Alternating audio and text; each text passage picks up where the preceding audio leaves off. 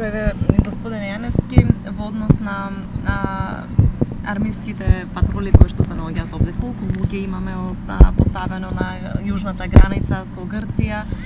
од кога сме тука и кога имаше засилување последнава недела? Би почнал од самото ангажирање на армијата на Република Македонија, кој, како што знаете самите, се ангажира од почетокот на прогласувањето на ворената состојба на овој дел од јужната граница и од тогаш, кој беше некаде при крајот на август, до денеска постојано е ангажирана армијата на Република Македонија со своји луѓе и технички средства. Нашата улога тука веќе е добро позната на целокупната јавност на Република Македонија. Ние сме во улога на испомош на граничната полиција и таа улога ја извршуваме најодговорно во однос на оние задачи кои се потребни за обезбедување на овој дел од државната граница, меѓутоа и оние други делови каде што ние сме распоредени. Би спомнал податок дека веќе и самите знаете, од 7 декември ние веќе нашите инженериски единици го отпочна поставувањето на вториот ред на безбедносната ограда, се со цел на спречување на нелегалните поминувања кои, би кажал, од тогаш наваму се намалени драстично. До периодот на поставувањето на вториот ред на безбедносната ограда, ние имавме некаде, би кажал, во просек околу 135 минувања на 24 часа, а од тогаш наваму се смалени на 65, што тој тренд трае и до денеска.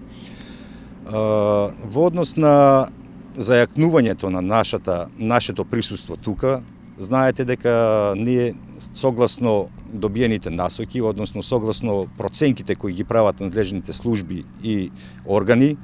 од 5 дена последните, ние сме присутни зајакнато тука. Бројката би ја кажал во однос на претходната која се оперираше околу 200, значи ние сме тука сега со зголемено присуство, не би го кажал точниот број, но сепак во доволно присуство кое за сега ги задоволува потребите. Дали сте сконцентрирани само околу граничниот појас овде кај Каменот 59 или се проширувате и кај Дојран со оглед дека грците припремуваат кампови на таа страна? Дали ќе има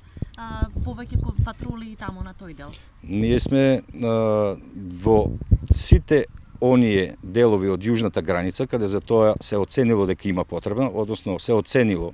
и имаме информации дека е можно нелегално преминување на економските предсе мигранти, армијата на Република Македонија е присутна и во тие реони со своји патроли и заседи и сите други облици кои ги употребуваме за заштита на државната граница во однос на нелегалното преминување и пред се насочување на мигрантите кон единствениот премин кој се наоѓа кај граничниот камен 59. Во овој дел, источно и западно од местото каде што организирано се пропуштаат мигрантите, имаме 20 на километри,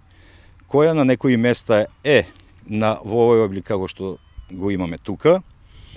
со целосна жица и бринови елементи, додека на други места каде што конфигурацијата на теренот предпоставуваме дека не може толку да се користи од страна на мигрантите, имаме само бринови елементи поставени и должината во овој дел изнесува некаде 20 на километри, додека исто така имаме поставено во реонот и на Меджитлија неколку километри и уште неколку километри во реонот на Дојран и местото Николиќ.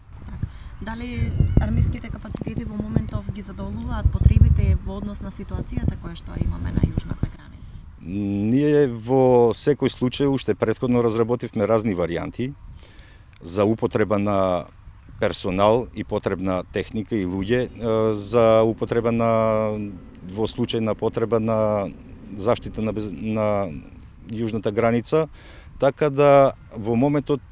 капацитетите ни се вкалкулирани во тие прорачуни и ние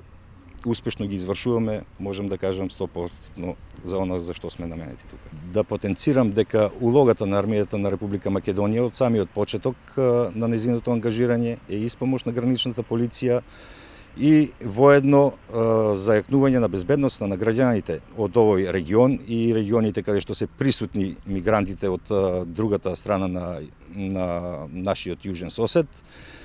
се со цел да ги усмериме на единственото место каде што е легално, што значи на некој начин да ја зачуваме безбедноста не само на нашите граѓани, туку и на мигрантите со тоа што организирано ќе навлегуваат во понатамошниот процес на регистрација и понатамошен транзит кон европските земји.